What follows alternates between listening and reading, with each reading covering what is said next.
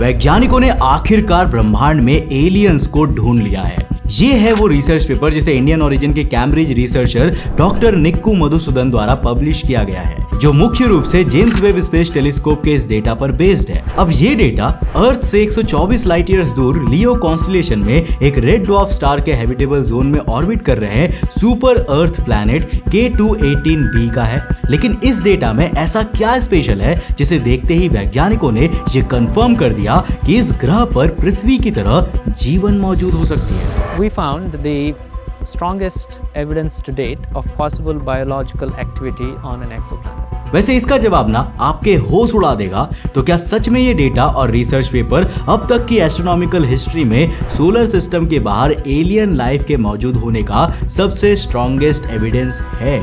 जानने के लिए इस वीडियो को एंड तक जरूर देखना। सो हेलो गाइस, मैं हूं कौशिक और चलिए शुरू करते हैं एक और नए एपिसोड को।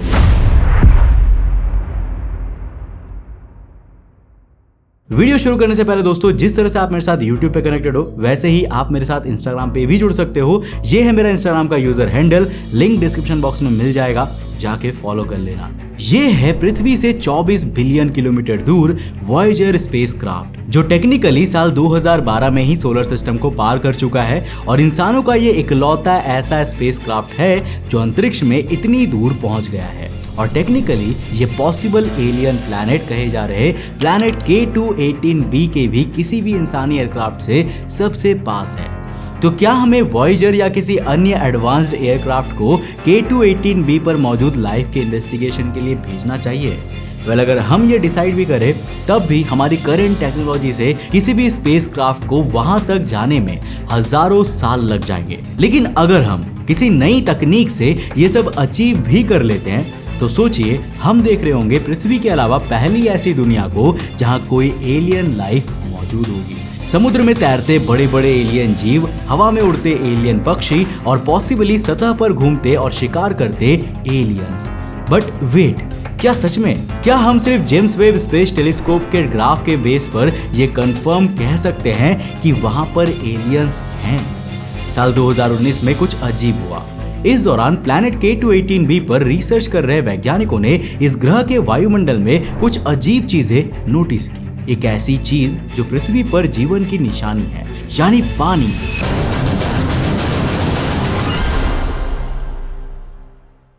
पहली बार हमारी रिसर्च में ये कंफर्म हो गया कि इसके एटमॉस्फेयर में वाटर वेपर्स मौजूद है, यानी कि ये संभव है कि इसके सतह पर पानी के बड़े बड़े समुद्र भी मौजूद होंगे। इसके बाद इस ग्रह को वैज्ञानिकों द्वारा एक नया और यूनिक नाम दिया गया, हाइसियन प्लैनेट्स। एक ऐसा प्लैनेट जिसका वातावरण हाइड्रोजन रिच गैसों से भरा हो और जिसकी सतह H2O के समुद्री पानी से। अब ये हाइसियन प्लैनेट्स ना पृथ्वी जैसे होते हैं, ना किसी दूर के गैस जायंट जैसे कि जुपिटर और नेपच्यून जैसे, बल्कि इनका वातावरण डेंस हाइड्रोजन से भरा होता है और वैज्ञानिकों के अनुसार इस एनवायरनमेंट में सुपर क्रिटिकल वाटर मौजूद हो सकता है, यानी पानी की चौथी स्टेट जो ना तो सॉलिड होती है और ना ही गैस। अब इस प्लैनेट K2-18b को हाइसियन प्लैनेट्स की लिस्ट में डालने वाले वैज्ञानिक थे डॉक्टर निक्कू मधुसूदन, जो यूनिवर्सिटी ऑफ कैम्ब्रिज से जुड़े हैं। उन्होंने ही K2-18b को इस हाइसियन वर्ग का पहला मजबूत उम्मीदवार बताया। लेकिन सवाल ये था कि क्या केवल वाटर वेपर का संकेत किसी ग्रह को लाइफ सस्टेनिंग मानने के लिए काफी है? इसका जवाब साल 2023 में हमें मिलता है, जब जेम्स वेब स्पेस टेलीस्कोप ने इस ग्रह से आने वाली लाइट स्पेक्ट्रम का और भी गहराई से अध्ययन किया। और इस बार वैज्ञानिकों को कुछ ऐसा मिला जिसकी किसी ने कल्पना भी नहीं की थी। इस बार एटमॉस्फेयर में कार्बन डाइऑक्साइड और मीथेन की मौजूदगी के संकेत थे और इसी के साथ एक रहस्यमयी गैस की मौजूदगी भी मिलती है, जो थी DMS, यानी कि डाइमिथाइल सल्फाइड। लेकिन इस गैस में ऐसा क्या है जो वैज्ञानिक इससे इतना हैरान हो गए?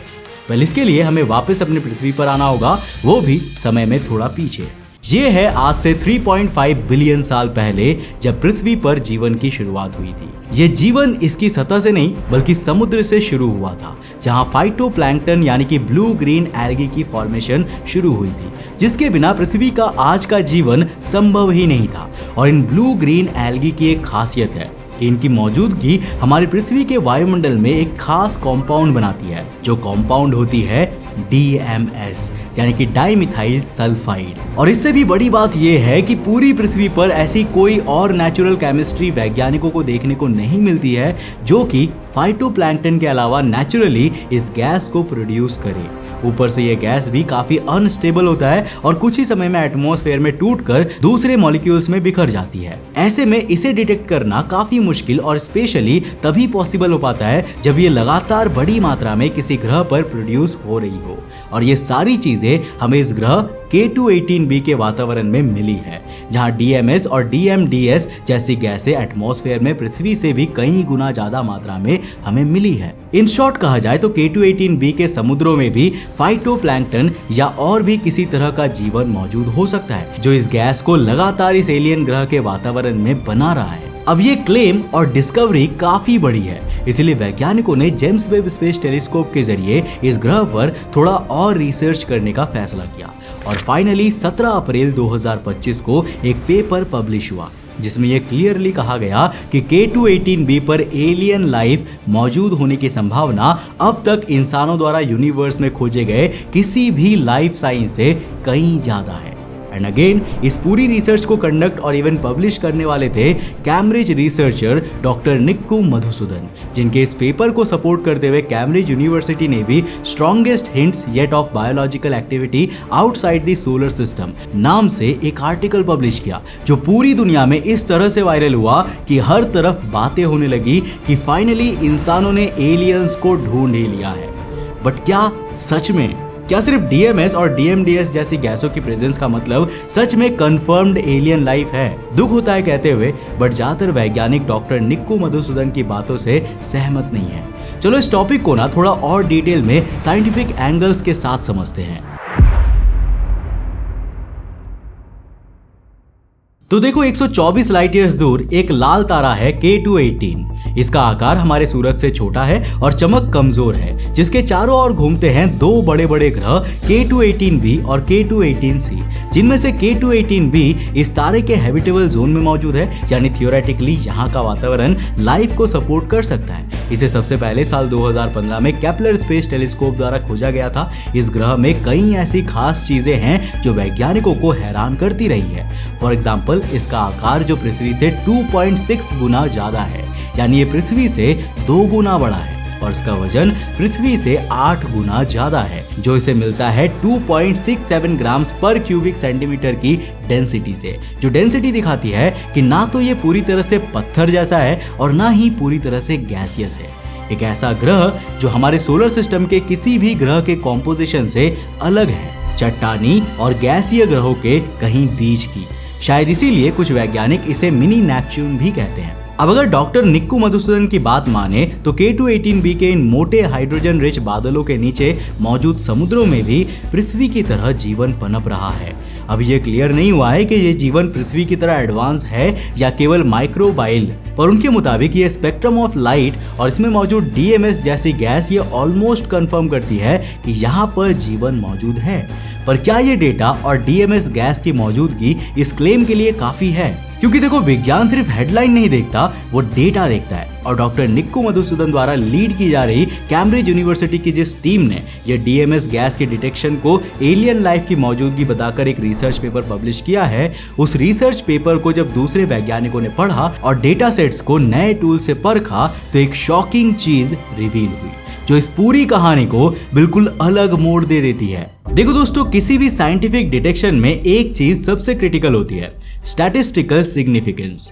पर कैम्ब्रिज की इस टीम के डिटेक्शन सिर्फ 3 सिग्मा की थी, जो बताती है कि जिस जेम्स वेब स्पेस टेलीस्कोप के डेटा में हम DMS गैस की मौजूदगी के बेस पर यहां एलियन लाइफ को ऑलमोस्ट कंफर्म मान रहे हैं, उस डेटा की एक्यूरेसी खतरे में है और उस पर पूरी तरह यकीन करना साइंटिफिकली सही नहीं है। स्टैटिस्टिकल सिग्निफिकेंस को आप साइंटिफिक कम्युनिटी में किसी रिसर्च को दिए जाने वाले मार्क्स मानिए जो 1 से 5 तक दिए जाते हैं, जिसमें 1 सिग्मा काफी लो पॉसिबिलिटी है और 5 सबसे हाई और ऑलमोस्ट कंफर्म रिसर्च को दिया जाता है। पर इस रिसर्च को सिर्फ 3 सिग्मा ही मिले हैं, जो बताता है कि साइंटिफिक कम्युनिटी अभी भी श्योर नहीं है कि यहाँ DMS गैस एक्चुअल में मौजूद भी है या इस गैस का डिटेक्शन केवल एक नॉइज या डेटा में जनरेटेड एरर है। जिसको देखते हुए कई वैज्ञानिकों का यह मानना है कि केवल काफी कम पॉसिबिलिटी के बावजूद इसे एलियन लाइफ का स्ट्रॉन्गेस्ट एविडेंस कहना एक पब्लिसिटी स्टंट है, कुछ वैसा ही जैसा कुछ समय पहले पिरामिड्स के नीचे अंडरग्राउंड सिटी को लेकर किया गया था।